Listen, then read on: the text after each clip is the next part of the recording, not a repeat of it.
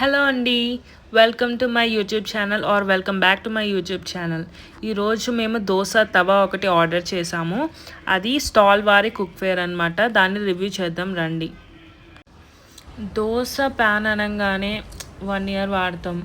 Next అది coating పోతుంది, మళ్ళీ కొంటాము, మళ్ళీ 1 year తర్వాత ఇట్లా జరుగుతూనే ఉంటుంది కదండి.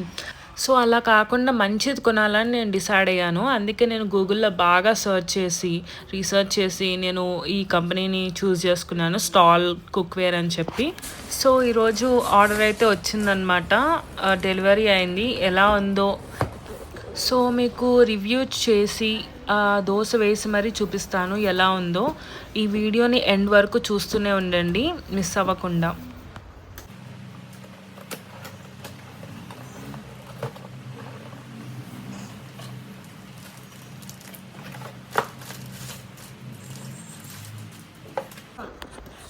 So they are claiming that ఇది ఎక్కువ డ్యూరబిలిటీ, ఎక్కువ రోజులు వస్తుందని క్లెయిమ్ చేస్తున్నారు.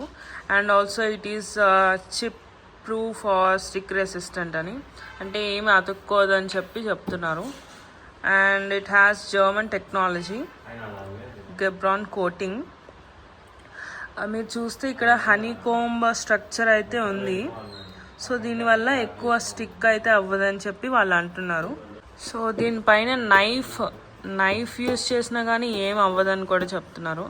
నైఫ్ ఆర్ మెటల్ స్పాచులా, మెటల్వి ఏవి యూస్ చేసినా కానీ దీనికి కోటింగ్ అయితే పోదని వాళ్ళు అంటున్నారు. చూద్దాం మరి.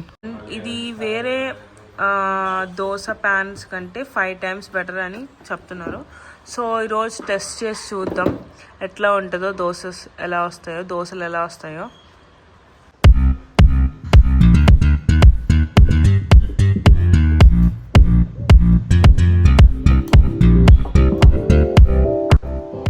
గాయస్, ఇప్పుడు మనం దోశ వేసి చూద్దాం ఎట్లా వస్తుందో.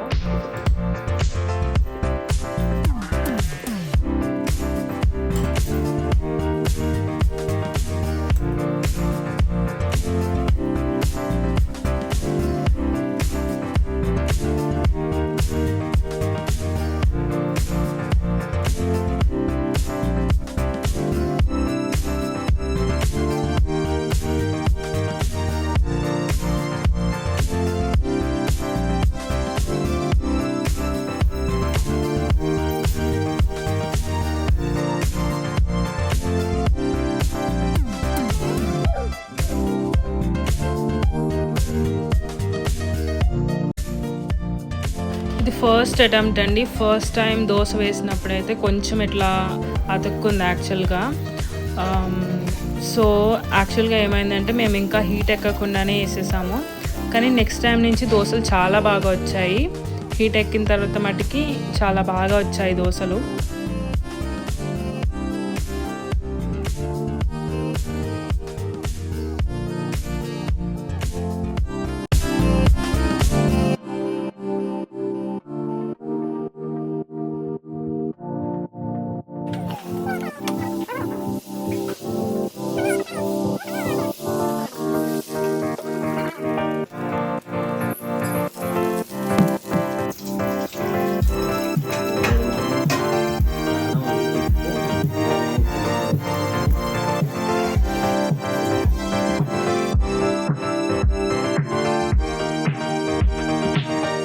సో గాయస్, మాకు ప్యాన్ అయితే చాలా బాగా నచ్చింది. ఆయిల్ కూడా చాలా తక్కువ పడుతుంది, హీట్ కూడా చాలా తొందరగా హీట్ అవుతుంది. సో మీరు ఎక్కువ ఆయిల్ కూడా వేసుకోవాల్సిన అవసరం లేదు. అండ్ వాళ్ళు చెప్పినట్టే ఇది స్టిక్ ప్రూఫే ఉంది.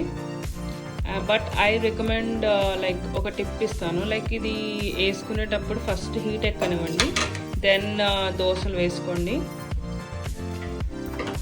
Yeah, I definitely recommend this to everyone who want to buy. Yes, thank you for watching this video.